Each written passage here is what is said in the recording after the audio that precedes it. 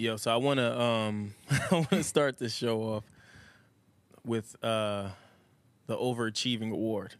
Overachieving award? What do you mean? Overachievement. So This guy. hold on. So I'm just. What's the craziest thing an ex has ever done to get back with you? Craziest thing? Yeah. Like, what do you mean crazy? Like something Or determined. Or determined? Yeah. Kept video calling me, kept calling me, kept texting me, saying they wanted to see me while, they're with someone else. That's probably the craziest. Okay. I stay away from the crazies. If I catch the crazy vibes early on, I kick you out and I block you. Yeah. Craziest for me was a girl sat outside my parents' house in the rain. Was she holding a boombox? Nah, like her parents had to come get her. It was mad long ago, obviously, but she sat out in a pouring rain. I'm just like, it's Brandon home. I'm just like, yo, you mad wet. I'm never coming outside. So, fam, first off, man gets plastic surgery and name change to date his ex-girlfriend after she obtains restraining order. Well, that photo looks like an upgrade. So, well, that's what I'm saying. It's kind of like you. It's kind of like you just fix the outside of the car. You don't even bother with the engine. The engine's still shit. Like you got a brand new car, and that car is still trash. That's what it looked like. And I think he just but that was a good change. He looks like he should have just changed and just kept going on. Yeah. With the first photo, he looks like a serial killer. Absolutely. Here, he definitely looks like a serial killer. A major stalker serial killer. The second photo, he looks like he hasn't had a meal in a few days. Yeah, he looks really sculpted, like you can tell he's fake, if that makes sense. You know what I mean? Like that first picture looks at least a little normal, even though both of them look crazy. But that second one, he looks like 100% a serial killer. Oh man, I mean, people do go to great lengths for anything. But I guess. I'm Erin Ashley Simon. I'm Brandon Killabh. And welcome to Grassroots Podcast. Today we do not have Regular Naz and Wylson. They are fired. Naz needs to get his voice back. Yeah. And Wylson needs to get his life together. That too. On vacation. Again. But we were just talking about the guy who changed for his ex-girlfriend. At that point, if you glow up, I'm not trying to go back with my ex. I'm trying to go to the next level. Well, that would be my thing. My strategy would be, if I'm doing all of this, I'm going to get me another bad one just so I can kind of shit on you. I'm not going to go and fix myself up for you. Like, why would I do that? You got a restraining order against me. He went from a, Turtle 3 to, 9, 8? A 9 or some crazy shit. I don't know.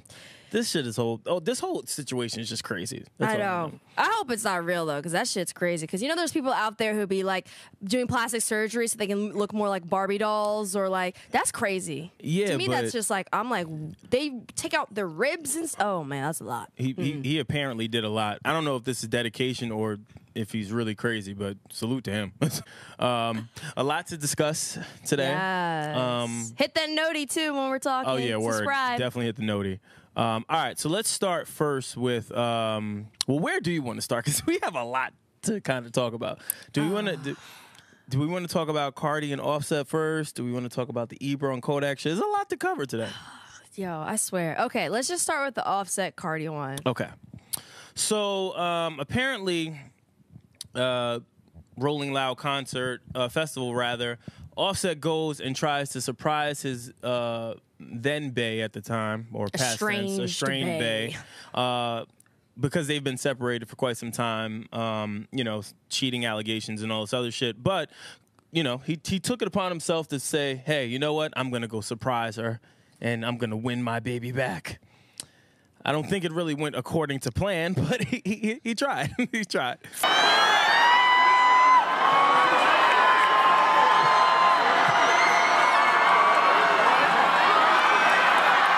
Hey. I just want to tell you I'm sorry, bro. The person, the part of the world, I love you.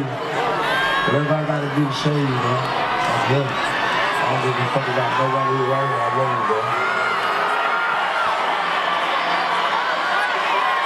you, bro. Man, that's messing up her money, man. There's a right time and place for certain things. Yeah. And I don't need you to be apologizing out to the entire world. I need you to be actually apologizing to me. And like, no, like in the sense, like I don't need it to be public. You don't need it to be a public thing. It can be a private thing. I agree with you. My thing cakes was and shit. Yeah, like I cakes and shit out to a festival. I'm like, what is the this? cake for me is what was. I'm like, fam. And then clearly, Cardi really felt the way about it because she, it too. She looked like she was tight. Like she sat there like, and she was Spanish, so sure, of course, she was like in full animation mode. So I'm like, yeah, I don't think this is really working. Well, think about it too, right? Her relationship and him cheating, allegedly cheating, not once, but multiple times, has always been kind of like the headline, right? That it takes a toll on someone, and especially takes a toll on a woman.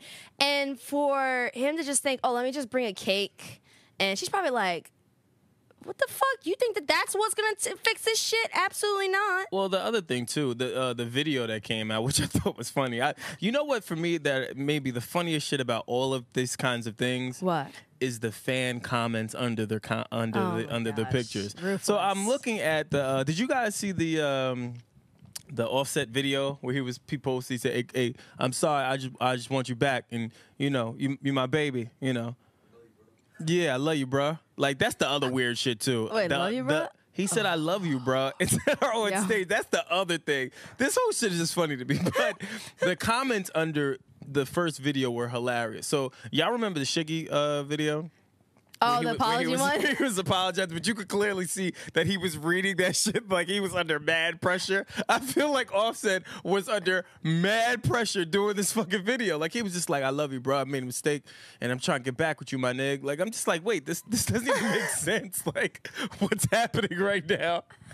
He looked under mad pressure, but then all you see is Shiggy's stupid ass gonna talk about something, yeah, this looks familiar. I'm like, oh, man. Then I saw somebody comment and say fucking, it ain't our fault you fucked up. Don't try to do the shit now. Oh, that's when he said fuck y'all, but I think he meant to say fuck, comma, y'all. Yeah. I'm trying to, but like obviously someone did not tell him the use of a comma. He was just like, so everyone's like, yo, we didn't do anything. Why are you saying that to us? This whole shit is funny. Honestly, you know what? But kudos to Cardi though, because throughout this whole thing, she's been very calm. She hasn't talked ill about him. She's like, listen, at the end of the day, that's my baby father.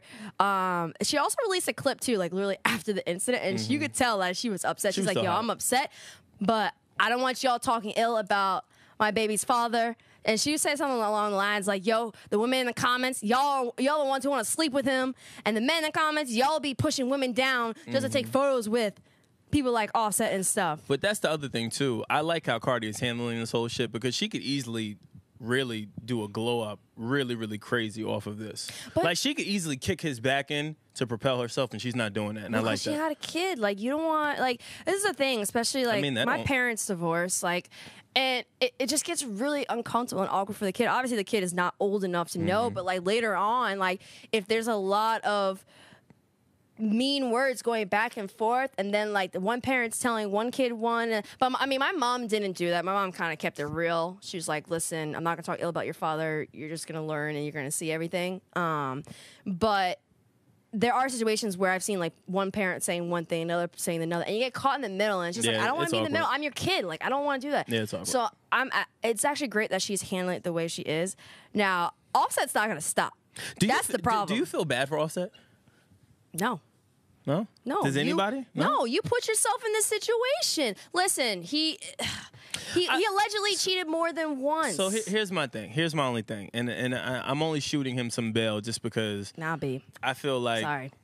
Just hear me out. I feel like when you're of that stature, it's very hard to kind of maintain your integrity because of all of these different temptations. It's how many times do you think he's probably been approached by his childhood crush that he's seen in the movies, or maybe a singer that he's you know what I mean? So I can understand him making the mistakes. What I don't understand, honestly, is the fact that when you have somebody like Cardi and she's clearly a rider, like to the death, when do you start to kind of weigh the like? I could see if Cardi was shitting on you behind your back, then it's like, all right, fuck it. Like we at the Wild Wild West at this point. Like, we all shooting, fuck it. Listen, but she she's just been chilling, like kind of holding it down. And I understand that, right? I understand that there's a lot of temptations, and people that usually would not go against these temptations on a regular life, they're getting it thrown in their face every single day. I get that. I understand that. But on top of that, like, Cardi told him, basically, like, you have one more time.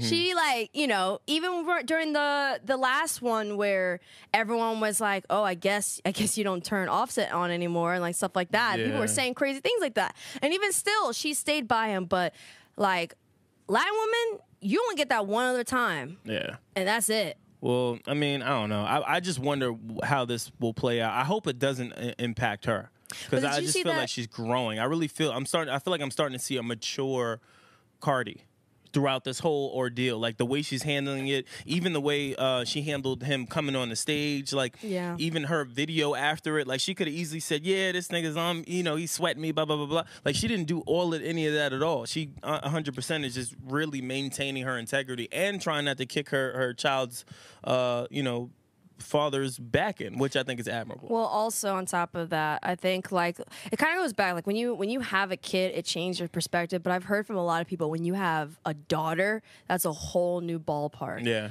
Right? You see a lot of men change, and even women change once they have specifically daughters, right? So I think that was for her. Like, I can't be like this for my daughter, because when she grows up, people are going to be telling her all about this crazy stuff. So I can understand why she does that. Now, my thing is, did you see that people have been tweeting around that Rolling Loud was like, oh, she got something big's coming with Barty? Like, now I'm wondering, like, okay, how much was this planned? Cardi's response did not seem like it was planned from her perspective, right? It seemed like she was out of the blue. Like, she was like, what the hell is this? But they said that there are several tweets that Rolling Loud put out. The head, one of the heads of Rolling Loud was like, this was not planned. We can't control management, especially behind set, all that stuff. So I'm rolling with Rolling Loud only just because a lot of people, they're staging this, especially the way that they're putting their captions for a lot of what's happening. They're making it seem like Offset just came there, popped up, and just surprised even their staff. They were already performing at Rolling Loud. I think he just coordinated with her team. I'm sure he's still, you know, cool with them, and said, yo, this is what I'm trying to do. I'm trying to get my baby back. So help me. Like, I'm gonna come out, stop the record. Like, let's figure it out. I think that's what's being happened. I think Rolling Loud is kind of now looking at it like, all right, let's kind of start to de-escalate this, because people are starting to think that it's us that put this together and we didn't. So I wonder, what was that tweet then? I don't know. Maybe, like, was she originally supposed to have like a special guest or something, and then like this crazy stuff happened and they had to take it down because they're like, oh, that's not what we meant? That's what I think. I think she probably had something in store. Maybe it could have been a feature of somebody coming out, and then he came out. So that's probably the other reason why she was probably tight too, because she's thinking like, all right, I'm about to kill it, and then this guy comes out the fucking out the back room. He couldn't wait. Like, fam, really? Now you're doing this. Listen, I understand he's trying to get her back, but you cannot mess with that woman's bag. Listen, I support him. If a man try to mess with my bag, I'll be like, yo. I get it. But wait till we get back. I support love. I support when you know you messed up. Just go do whatever you gotta do, man. No. You can just go do whatever. Don't go and do whatever, because especially if a woman's like, I need space. It's clear that she wants space. It's clear that she's not fully over this whole situation. Give her this space. And especially, like I said, when it comes to her, she's about her money. If you care about her, don't ruin the bag. Don't go when she's doing a live performance. Maybe wait till after. I agree, but I'm saying I'm for the push, the trying to make sure that, hey, I at least put in the work to try to get my baby back before it's completely over. But you know, when you think about it, right? They are at a level where they have so much money that they could get whatever. So it's like doing a cake is like, it's not it. What if it was her favorite cake though? It's not it. I would assume that it has to be something a little more sentimental than just what cake. What if there was diamonds? Cake and flour? Yo, that is so typical. Like, what come if on, he removed the sprinkles and put diamonds as the sprinkles? No, it doesn't. I don't even think it has to be anything like super expensive. First of all, I don't want no like gold or diamonds in my cake. I want to eat. Could you imagine just taking a bite and then you're like, yeah, I mean, fuck up a cavity. Like, no, choking on a diamond, man. No, but I'm saying, like, I think with some situation like this, especially when someone is hurt, or scorn, like you have to do. Yo, what's with you and this fucking cake? No cakes. It has to be some, like, if he really wants to get her back, like, don't be doing things like, and I get it, right? He wants to show the whole world that he's apologetic, but it's just like, I think for her, that's not what she wants. And right now, you got to give a woman space. You got to give people space. What if he cash apped her money? You know that dude ain't using Cash App. Fuck out of here with Cash App, man. Forget it. He's walking around with 5 stacks in his pocket, probably. You don't know Cash App. What the hell? He's like, what's that? All right, but all jokes aside, I agree with you. Don't fuck up the bag. But I'm for him trying to fight and get back his estranged. On her time. Maybe. No, Maybe. On her time. Maybe. She's making it very clear that she is like, no, on my time. Yeah. If you cheat, you don't get to pick what time. You don't. It's on that other person's time. You don't? No, you don't. You don't get to pick. It's based on that other person. The person who you obviously, weren't considering when you're putting your dang-a-lang in another hoo-ha. Isn't it like a donut or something? Hoo-ha, yo, some shit. Banana and peach, dang-a-lang, hoo-ha, whatever you want to call it. Yeah. Well, all right. Lollipop in the mouth. Either way, it has to be on her time. It has to be on her time. And I'm not just saying this as like a woman. If a woman cheats, it's on her man's time. Or if a woman cheats, if she's a lesbian, it's on her woman's. If it's a man, it's on his man. It's whoever is the I wouldn't even say victim, but the one who got the short end of the stick with the whole situation. They get to choose when they want to forgive you, and they get to choose when it's the right time. If you really care about her and you really want to be with her, you will wait and you will be patient, because you can't expect that she's gonna be like, oh, I forgive you, even though you put your dick in this girl's vagina, that girl's vagina, this girl's saying that she didn't know how serious my marriage was. You saw that apology? Well, that was the other thing. Crazy. How much accountability do you put on the side chick?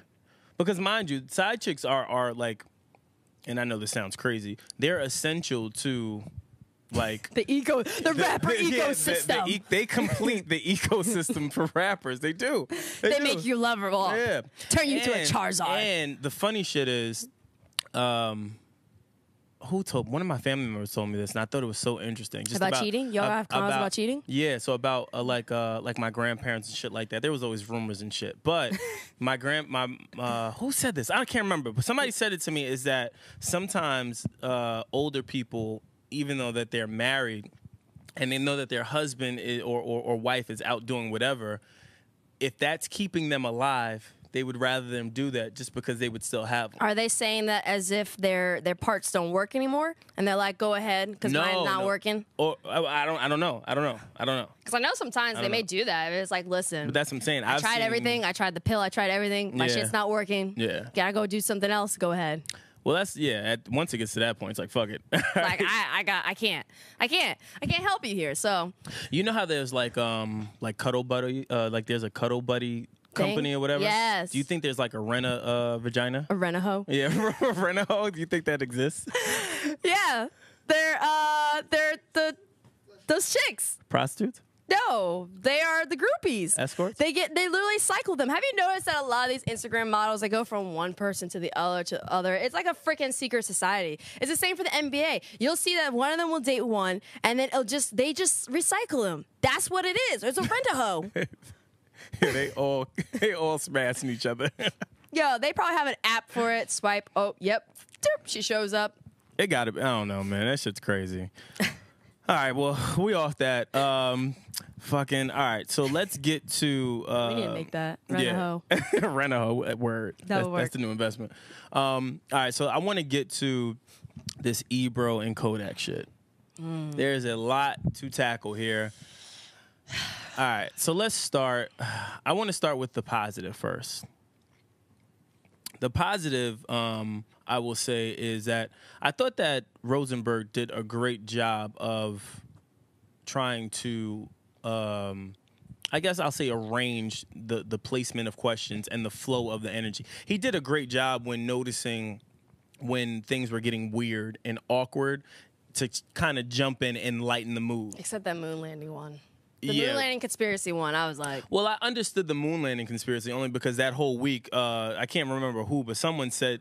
What happened? Steph Curry didn't believe the moon landing shit, even though I know that was a joke he was joking, but that was a whole big thing. So can't even joke anymore. Yeah, word. Like, a whole press run about that. And oh they my had that, God, he said the moon landing was a conspiracy. You guys are so gullible. He's no longer the best player. Yeah, like you guys are so fucking gullible. Stop believing people. People say things in jest. But, so I get why that was used. So I'll say that. I'll also say I guess even for Laura, the input of trying to get to know Kodak was better than I expected. Obviously, because I didn't really expect much from the interview, only just because I'm stuck with the last interview that I saw of Kodak's with him with a ski mask on, fucking like he's about to rob the fucking Breakfast Club. But that's also the Breakfast Club, so he knows that they were gonna come with you know. Charlamagne was gonna come at him, so he already knew that. I kind of like.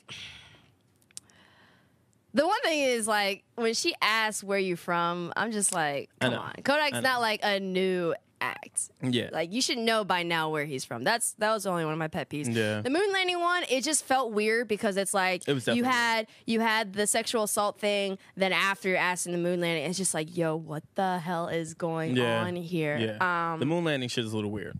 But what I will say, okay, so obviously we watched the whole thing. Originally, like, we both saw that clip, the first clip that came out when he asked that question, and he left. And just seeing that clip, you're like, oh, yeah, that's on Kodak. Yeah. But then actually seeing the whole interview, it's just like, okay, I can kind of see where this got. Now, mind you, like, it is important for media people to have these conversations and to ask these questions, right? Like, there needs to stop being this whole, let's be buddy-buddy with these acts. Like, that should not be the case. Your job is to report. Your job is to ask hard questions. And your job is to get certain information out. If someone is known for having sexual assault cases, you got to talk about it. You have to. You can't ignore the fact that you have an ongoing case or certain things like that. Like, and I know, and I see it a lot, is like, but the one thing I don't like, right? I see it a lot where there are media individuals who try to be friends with acts, but when they do ask these questions, it's like they do it in a way where it seems like it's very clickbait or trolling. Like, it's not authentic. It's not authentic. Yeah. And on top of that, it's like my thing is, if you're gonna ask one person, why don't you ask some of these other rappers, these other artists too that had their ongoing cases, right? So that's my thing. Right, I'm with you, because that's how we do our show. Yeah, right? we have to ask these questions, like sexual assault, but what are your intentions, though? That's my problem. Like, what is your whole intention behind it? Are you just trying to do this for clicks, trolling, or do you actually care about the subject? There are people who actually care about the subject and talk about it. There are writers also who are very who ask these difficult questions or write about these different topics, right? But I feel like for some people, like, sometimes they want to ask these things just to be not even controversial, but like clickbait, just to get the clicks instead of really caring about the subject matter. That kind of bothers me a little bit. So when I first saw the clip, like me and you, that's how we run our show. Our show is any guest that comes on, there's never we're asking whatever the fuck we want to ask, really plain and simple. Like, that's always our thing. We don't edit our episodes. For those that watch, listen, and pay attention, if you know, you know. What you see is what you get. It's never cut or anything. That's what we do. We take pride in that too, because we move with integrity. And even when we ask these questions, a lot of the people that come onto our platform, we normally will let them know, like, hey, we don't sugarcoat. We ask direct questions, so just be prepared and to we're accountable answer. Too. And we're accountable for shit, right? We know that we've done some things. There are some things that we talk about that we know that we've done ourselves, and we said that we've done it too. Yeah, definitely. That's another thing. And accountability is important. That said, I was rolling with Ebro. Fam, don't tell me shit about my show and or what I should be asking on my show. You came on. You came on. Check with your manager, your PR person, whomever. You came on my show. Also, if you know if you're going on Hot 97, you know you're going on Power 105. You know they're going to ask you those questions too. So you should be more than well prepared for any and all questions. Know what the platform is that you're about to embark on, because if you don't know, you can end up in a situation. Fair enough, right? Yeah. But, of course, we had to do our due diligence and actually look at the interview. And upon looking at the interview from the start, it derailed. That train didn't even make it out the station. You start the interview off by saying, I'm going to be honest with you. I didn't really want you to come up here. I seen your rap sheet smoking weed in front of your kid. I seen a bunch of your charges, but now talking to you, we're here now. Bad start. Bad start. How are you supposed to set the tone like that with someone that came onto your platform that you clearly wanted on your platform? Bad start. But cool. Let's see how it plays out. Oh, but did they? Because, I mean, if the producer brought them on, I mean... At the end of the day, they have the say-so on the yes or no who comes on their podcast. On their show. It's the same way for us. There's been plenty of acts that have reached out, and we say no.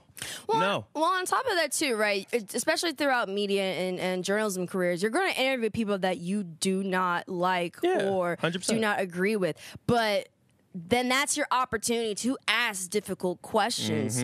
But yeah, there's no need to say it. Yeah. Like, there's no need to say it as like a, hey, I don't fuck with you, but you're here anyway. Like, you don't have to say that, but you can, and if that's the case, then he could have just gone just had the conversation and then just be like, all right, we need to talk about sexual assault. And he did that. He did that, but he just didn't talk about the sexual assault. He said, but we're here, so let's talk about it. The whole interview, for me, I felt like Ebro was antagonizing him. He made a lot of references about freedom. He talked about, hey, how are you enjoying this press run? Are you enjoying doing these interviews? And then says, well, yeah, you have to enjoy it because there's something bad coming around the corner. Terrible. He also talks about, there was something else that he hinted towards, but it was about keeping the same energy. He's like, I like how you're claiming a lot of the things. You're taking accountability. That's admirable. But I felt like that was a backhanded compliment. I didn't feel like he meant it. I felt like he was saying, so you're taking, you're not really taking ownership of these things. Yeah. Cool. The entire time, I felt like he kept poking the bear to where finally he ends the interview with the question, and not even a question, I'll say, more of an, for me, I felt like it was a feeler out statement, and I'll say this why. So for him, he said, hey, I was making a general statement. I didn't want to offend. I didn't even accuse him. I just wanted to let him know that up here we take sexual assault serious, and on top of it, this is something, a conversation that needs to be had maybe at a later date. To the blind eye, that was super respectable. Brilliant. To someone that's smart, and for us that do this, that's a loaded statement regardless. Number one, because you damned if you do, damned if you don't. If you answer the question, you're now jammed up. You now are being put in a situation where you have to address it. Number two, if you don't address it, now you still look crazy for the simple fact that it's like, oh, so he just said that and you ignored it, and now how are we to take this? So my point is, Ebro knew what he was doing with that comment. He knew what he was doing. Yeah, I think it was just the add up, like you said, right? It was the add up. Because when we first saw that clip, I was down. I was like, yeah, talk about it. He needs to talk about 100%. It. Like, these rappers can't be out here getting these cases and think that no one's going to say something to them. Like, some things needs to be said, right? But when I saw, like, the full interview and just kind of like those like little jabs, it was like those little quick jabs that he was doing throughout. I was like, okay, I think that's where it got to. But also, in the same token, like, if you're someone who's known for having these kind of cases and having sexual assault cases and stuff like that, like, guess what? Deal with it. Yeah. Like, if you are constantly now. Not saying he did or did not, because his case is still open, right? But if you're someone who is guilty of it or is continuously talked about when it comes to sexual assault or anything like that, there has to be some truth to it at some point. There has to be something to it that is some truth, because just by ratio, right? If you have so many cases, at least one of them has to be true. Yeah. You have to be, I wouldn't even say man, like, you just got to deal with it. Yeah. You put yourself in that situation, so you got to deal with the questions that come. So part of me is like, I see what Ebro did, and like, it's a little crazy, right? Yeah. But also, I'm on the same token. I'm thinking like, well, Kodak, you're in that situation, so you allegedly or possibly put yourself in that situation. So you need to deal with these kind of questions. Yeah. You need to deal with the people are going to ask you. You can't get upset for something that you might have been involved with. Yeah. You can't get upset. So that was my other twofold to this, is that, again, you got to ask the questions. My whole thing is that just for Ebro, the setup was horrible, and he's too much of a vet to make, in my opinion, rookie mistakes like that. Like, his energy from the beginning of that segment is what kind of spearheaded where that went.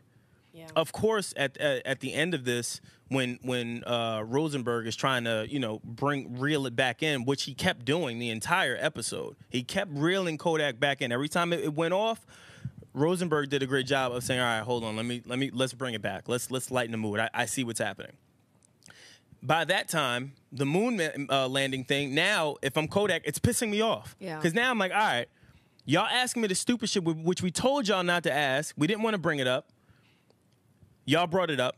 And now you hit me with some moon landing. Like, I don't give a fuck. If I'm Kodak, what the fuck? What are y'all talking about? Why? You're wasting my time. Why am I here right now? Yeah. I don't want to talk about no moon or no landing. I don't want to talk about none of this shit. Like, we had a conversation about this.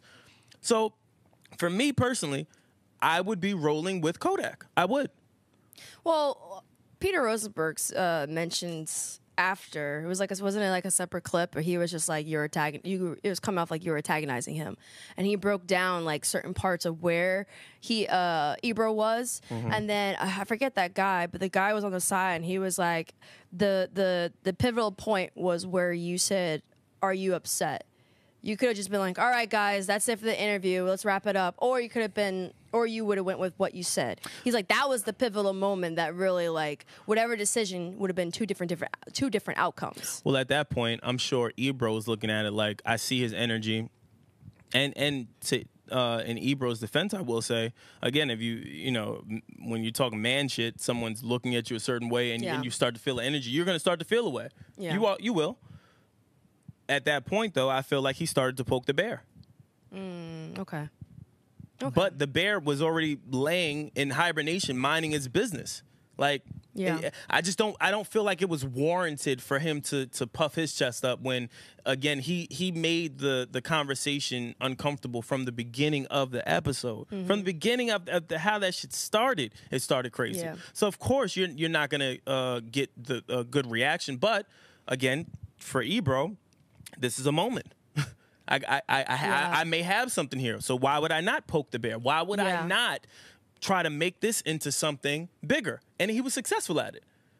Now, does that hurt him long term? I don't know. Does that make people look at Ebro or that platform in a different light? Maybe. But for me, I just look at it like Kodak is 21 years old. Like, he just turned legal, and you're puffing your chest up at essentially a kid. And then you follow him out, like, asking what's up. Do you have anything to say? Like, when do we start moving a little bit more professional when it comes to that? For me, I mean, like, I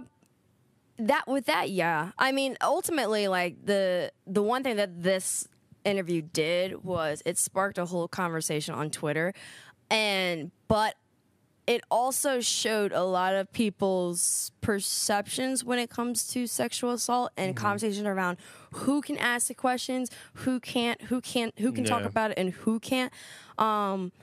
And so in a way, it was kind of eye-opening. This created kind of like a bit of a discussion and eye-opening responses. But then it also kind of goes to, okay,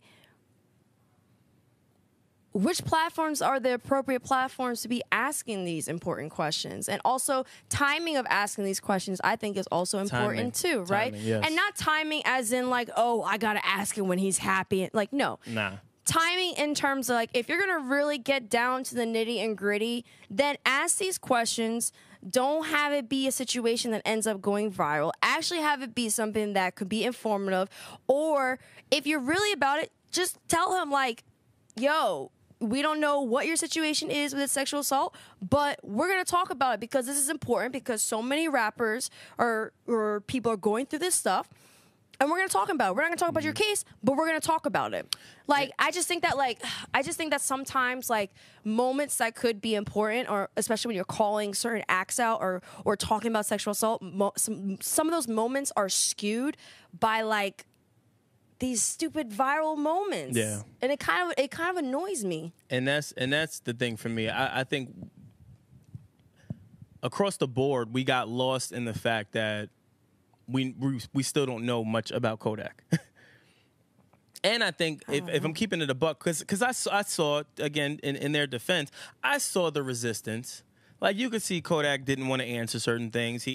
But again, I look at it too. He's never done interviews. He's young, so he doesn't know how to conduct himself in an interview. I'm sure he knows what to not say and how to bite his tongue, and that's only because he's a street guy. So he knows when to just shut up. He knows when someone is trying to lead him down the wrong direction.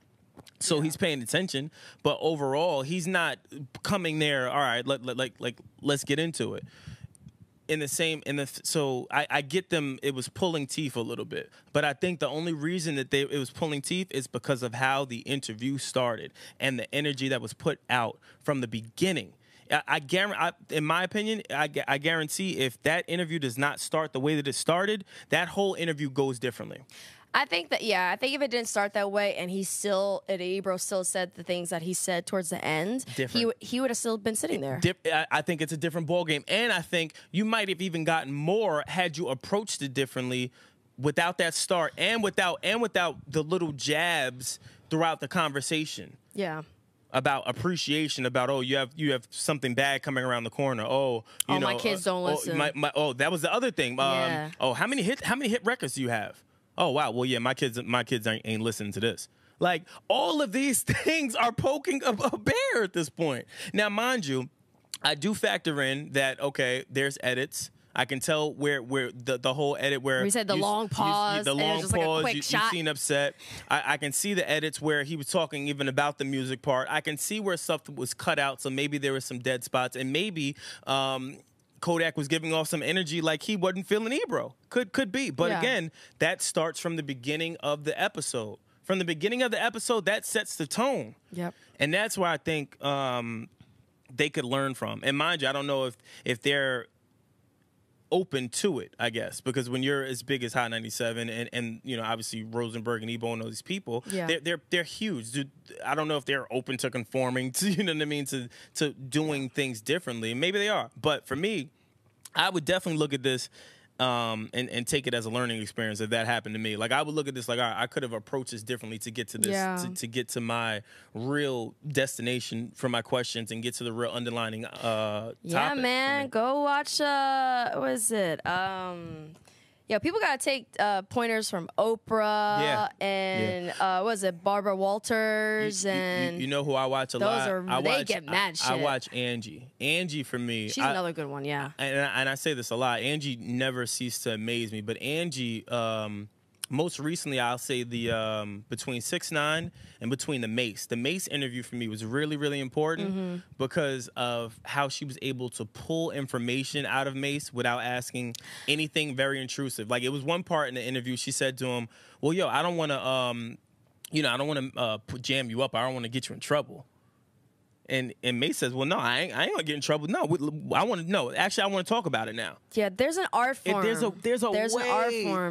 way to do it, and it's people like that you should really just go and look at and study, because there's an art form. There is to having a a dialogue with someone that is already coming in with a preconceived notion that you're trying to set them up, and coming in with a preconceived notion that you're not really here for them.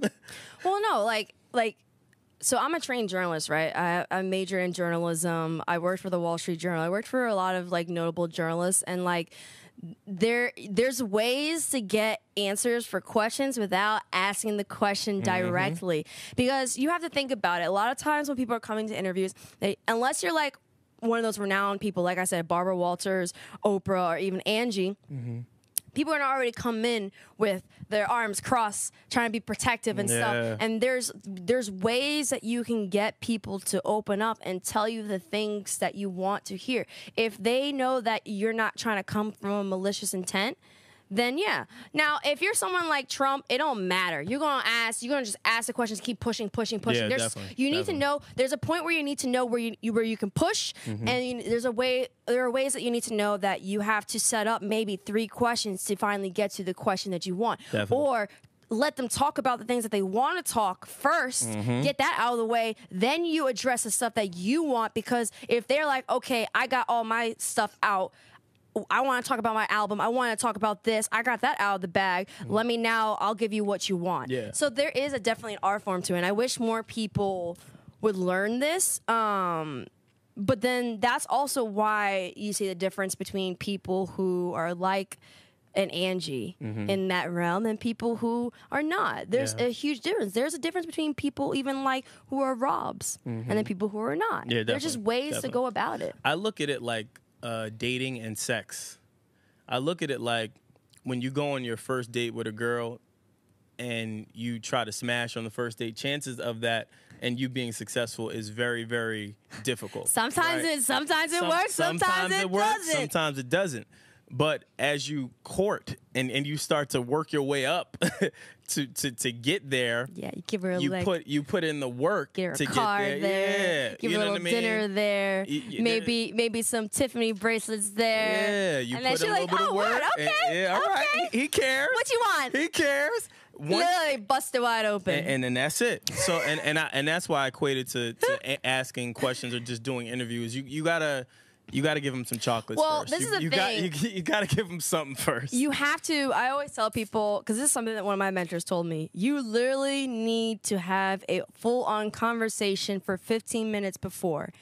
Or you can even ask questions about them. It doesn't have to be interview questions like, yo, how's your day going? Oh, it's going well. And you just break the ice. Because a lot of times some people, they just sit down and they do the interview. Like, no, you're supposed to do your icebreaker before. So when the person sits down and have the interview, they're already relaxed. It's already chill. You already got them. It's money. And you know that when you ask those 2 questions or you get them to laugh or they're open, and you can tell just by their body language if they're really into it. And they just, like I said, there's a whole art form to it. And there's some people that are just so amazing. And if you're really trying to do journalism work, study those people. Yeah, definitely. I'm telling you. We apply some of those things. Every time a guest comes, we're always having a full-on 15, 20-minute conversation just chop before it we up record. with them, and that's it. So, always.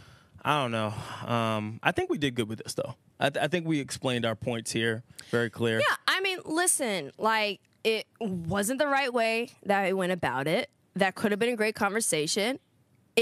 I'm happy that it was at least brought up because more media need to, and this whole like let's be friends with artists and shit, like that has to stop. That has to stop. We are meant to report, to put actual and factual information out there, right?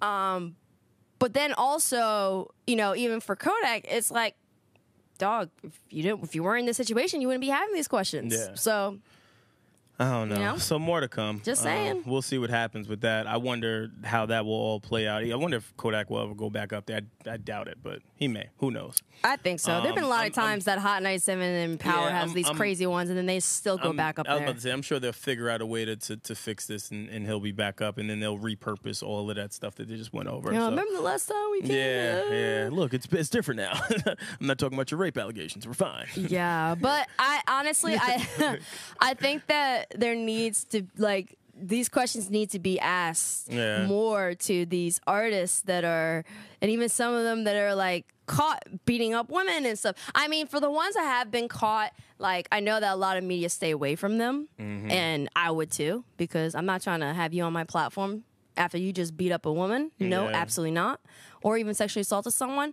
But then it's like the ones who had the cases, whether it's one or a few, like, I think it's important to have these conversations and to talk about it and to ask them questions too. Because, listen, if you're guilty, you need to own up to this shit. Obviously not right then there, not right, but, yeah, I was about to say not but you right need then to and own there. up to it, or at least have a conversation around it, because you know, it's some of the things that I've seen on social media when people are talking about assaults, and even like people don't even know the definition of rape or what is rape and what is not. Like, it is crazy. But that's how you know, like, that's where you see the inexperience. Like, if I was Kodak, I would have handled that shit beautifully. That's why God won't make me a rapper or anything, so because I'll be successful at it. Are you sure? Are you sure that's the reason? I would handle that. Well, probably because I'm not as nice as I used to be. But I'll say that I think like if I'm Kodak, I'd address it just like this. Like, yo, you know what? That it is a serious topic. You know what I'm saying? It's definitely something I'm taking my case serious. But that's where it ends for me. And it's open. It's open case. I can't speak more about it. And you know, we'll definitely have that dialogue. But right now, I'm not open to having it right now. But I do take it serious, and you know, we'll get it sorted out. Bodied that. Yeah. Bodied I think they would have stopped with the antagonizing. Yeah, it would have been a dub right there, but I get it.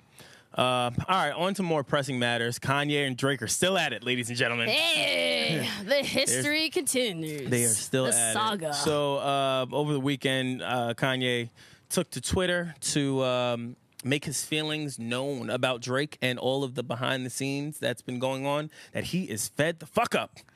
Wrong timing, though. Yeah, it's horrible. It's horrible timing. Yo, okay. So the fact that, like, all right, so back in September, right? Back in September is when he made that apology. But at the same time, he also put out, it was like early September, I think, is when he did the apology to Drake. Yeah. When it came to the Pusha T situation. Then towards the end of September is when he did the Instagram videos. And then now he posts a text message. This is the thing. People gotta stop posting text messages on social media. Nothing good comes from tweeting out text messages. Just stop it. Never has. Text messages just have to stay what they are. Text in the phone, not on social media. So the fact that he did that, and then like, and even still, it wasn't that much context to it either. And that's a Kanye thing.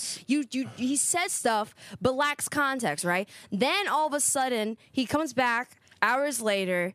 It's like, oh, Drake's threatening me. Oh, you ain't threatening my family. Yo, you're gonna be the suspect if something goes down. Yeah. And then this, and then that, and then after he's like, but you know what? Oh, and then even like sickle mode sucks. And then on top of that, then he goes and he's like, but you know what? I'm all about love, peace. You know what? I just want there to be love. And we gotta stop having media go against us black men, having black men pit against us. Man, even though you threaten me, it's all good. Sickle mode still sucks though, but love, peace, serenity. Word. I'm out. And make sure you cop them 350s. Don't ever disrespect 350s, because those need to be copped by everyone.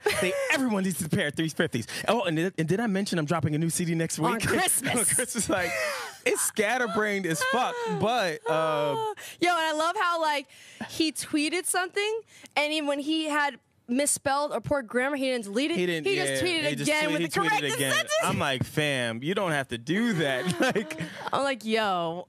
So he's like, damn, I missed that period. Let me go write the whole thing back. I'll write the entire sentence again. That's some funny shit. I heard a funny story too last night, but I'll say it later. Off-camera stories. Yeah, it was off-camera story. Sorry, it's funny.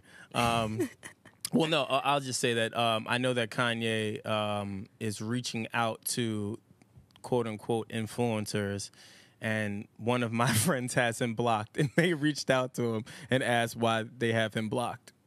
and he still hasn't blocked. So, but Kanye apparently is trying to he's trying to enjoy Twitter for what it is and just tweet, like how quote unquote normal people just tweet every day. He wants to do that. Do you think he's sitting in the bathtub tweeting that? Yeah, 100%. Do you think he was sitting in the bathtub?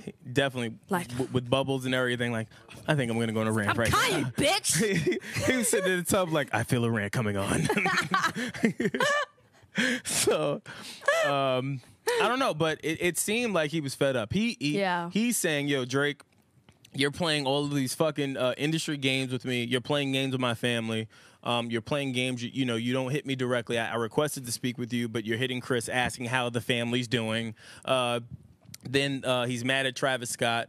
Trav, you know, how you gonna you know, put Drake on the Sycamore record, and he's taking shots at me, he's taking shots. Nothing like that will ever happen on Donda again.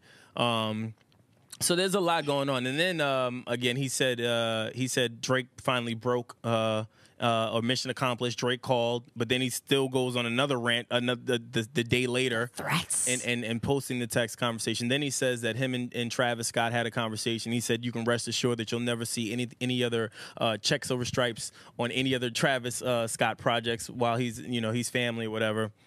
And then I saw that Kylie tweeted out something saying, because I know Travis wore a hoodie or some shit like that had a check over a stripe or some shit like that. But apparently they didn't know that he had a Nike deal this whole entire time.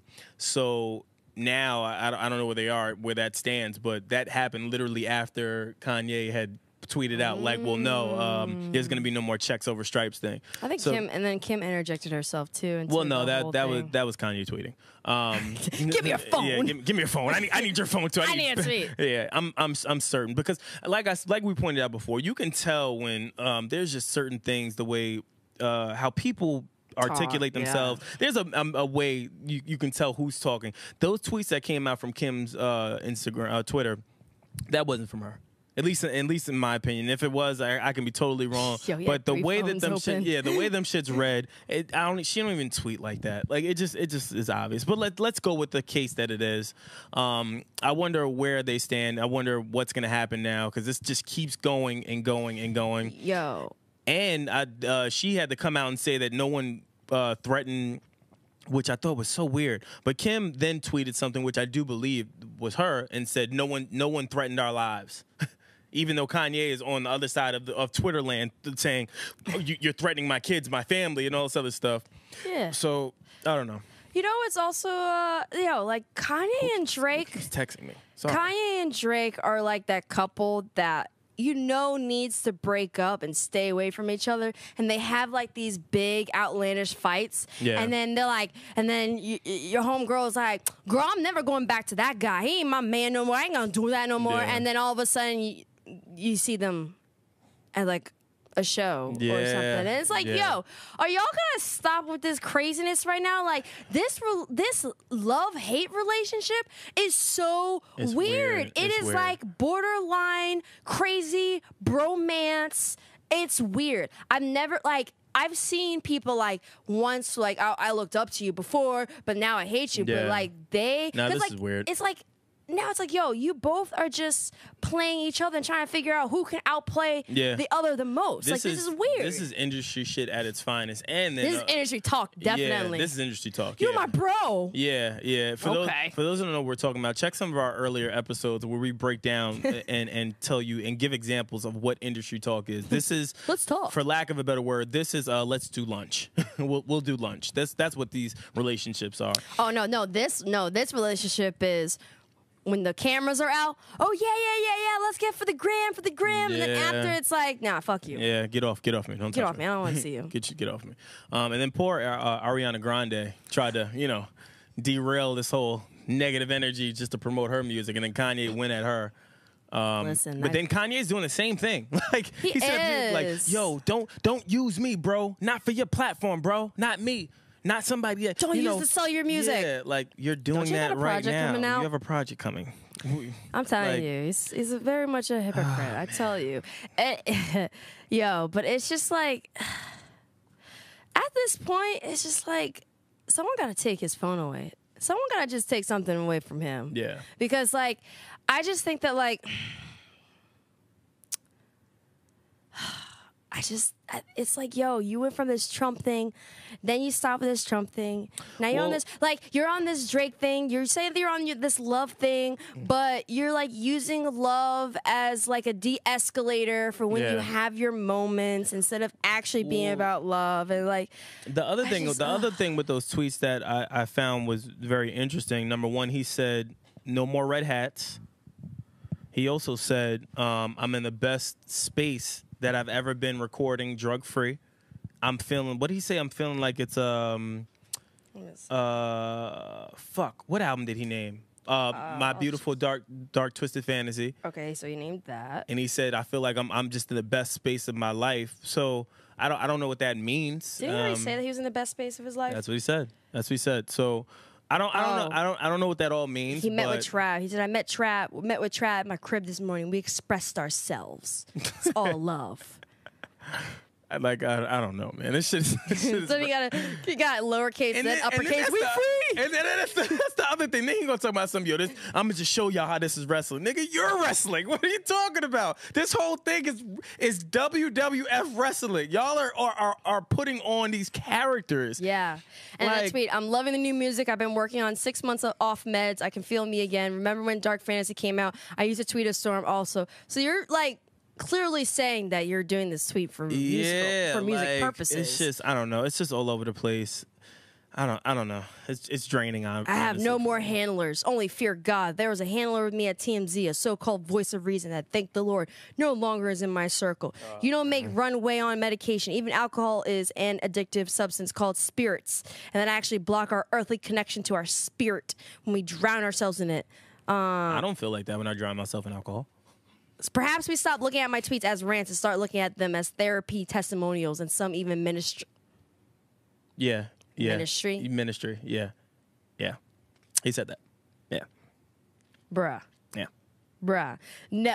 Sorry, Kanye. I'm not looking at you to be telling me about the apostles and reading some devotions. That you're not the person for that. I'm sorry. Feel like you're not for me. I feel like as I get older, I start to understand and look at things so much more different than what I did when I was younger. And I just be looking like, what the fuck are you talking about? He also says, I've been trying to do serious interviews speaking on mental health, but it seems as though all members of press are afraid to speak to someone who has been diagnosed, but is still everyone's favorite superhero. That's untrue. Because I want to Kid Cudi? Yeah, I want to tweet Kanye right now and tell him that I want him to come on to our platform and have a serious conversation about mental health. Yeah, I would love to have that conversation with him. I really would. Only just because I feel like I'm equipped enough and I know enough people with real mental health issues, and not to say that he doesn't have real mental health issues, but I know people that have really real serious mental health issues and that deal with it on a consistent basis, and I would love to have that dialogue with him. But my thing is I don't like how he's generalizing all media as if all music media is all media. Yeah, like there are media people who do actually have these discussions and have these conversations. Right. And also there have been notable people that have gone on record to talk about their mental health issues, and even what's that guy? Damn, is that a shot at Charlamagne now thinking about it? No. You think that's a shot? No, not you. Oh, him? I'm saying him. Oh, for canceling? Yeah, that may be a shot at Charlamagne. Damn, subs. He subbed Charlamagne. Could that be a sub at Charlamagne? Damn. We overlooked it. That's like one of those Hove bars where you just overlook it and you catch it like 3 years later, like, oh my God, he was talking about this. But I don't think Charlamagne's afraid to talk to him though. I know, but I'm just saying. He was just how it was messy. It started to get messy. It got messy, and he had to be like, clank, clank. We gotta cancel this, we gotta cancel it. It's messy. But I just think I don't know, and the thing is, we talked about it, right? We talked about how we are very open to hearing what Kanye has to say and everything, and there's certain things that we understand, but then it's just like it's certain things that off the reservation. There's certain things that he says where we roll with it and we understand it because we take the time to kind of digest it, and then there's certain times where we just like, fam, what the fuck are you talking about right now? Yeah. So I don't know. I guess for the listeners, viewers, subscribers, let us know your thoughts on all these topics. What do you think about the Kodak and Hot 97 interview? Was that handled right or was it not? And then also share your thoughts on the Drake and Kanye fiasco that keeps happening. And I guess obviously with Offset and Cardi, should she take him back? Would you be mad if your man just popped up with a cake? Should there be a rent-a-hoe? Yeah. Gender neutral. Word. Men could be hoes too. Word. So let us know your thoughts. As always, subscribe, hit the notification button. Check us out, Grassroots Pod on Instagram, Twitter, Facebook, YouTube. You'll see in the description, as we always post, our group meet chat. Hoodies. Our hoodies are going to start shipping soon, so make sure you go, and the link for that will be in the description on YouTube. And that's it. That's our show for today. Yeah. Sorry, I just saw something on Twitter. I'll tell you after. All right. Well, I'm Erin Ashley Simon. I'm Brandon Killabh. We out. We out. Grassroots.